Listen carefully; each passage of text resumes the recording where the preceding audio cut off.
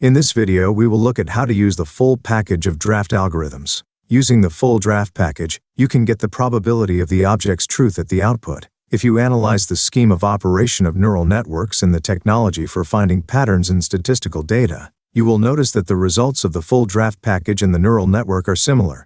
The input data is the same, and the output data is also the same. At the output, we get a percentage probability.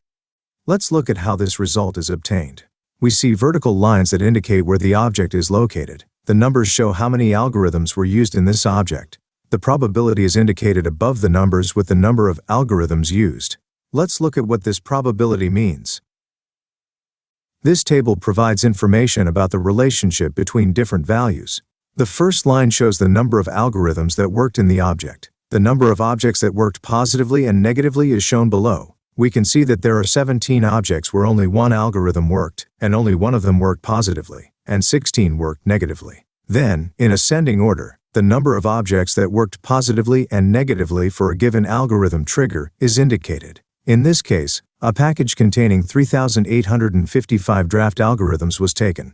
At the same time, the maximum number of algorithm responses in a batch was 1,245. In this case, it can be seen that the difference between the number of responses can be significant.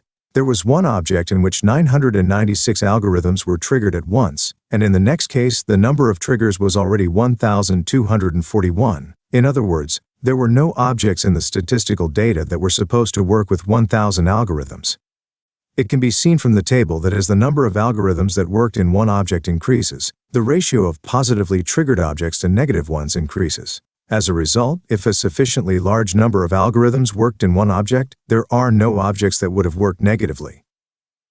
As you can see, the maximum number of algorithms that worked in the package was 1,245. Now we will create a new table in which we will enter how many objects worked positively or negatively. If the number of algorithms that worked is greater than or equal to 1, then greater than or equal to 2, and so on.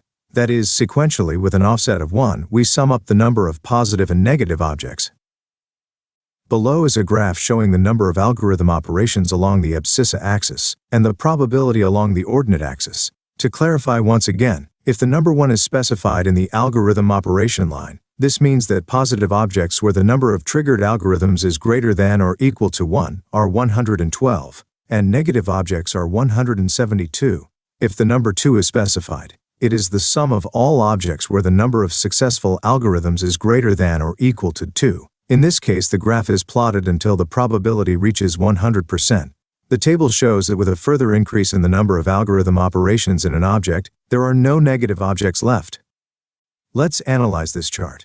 To analyze the probability dependence of algorithm responses in an object, we use nonlinear regression. In this case, the natural logarithm function is suitable. Here you can calculate a regression starting from a given probability. Let's see how the linear correlation coefficient will change, depending on what probability value we will start counting it from. Let's set 60%.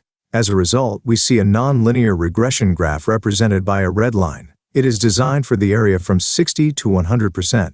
In this case, the linear correlation coefficient is 0.9564. Now we will change the initial percentage. As you can see, the linear correlation coefficient tends to unity. This means that when the number of algorithm responses in an object increases, the tightness of the relationship between responses and probability is stronger.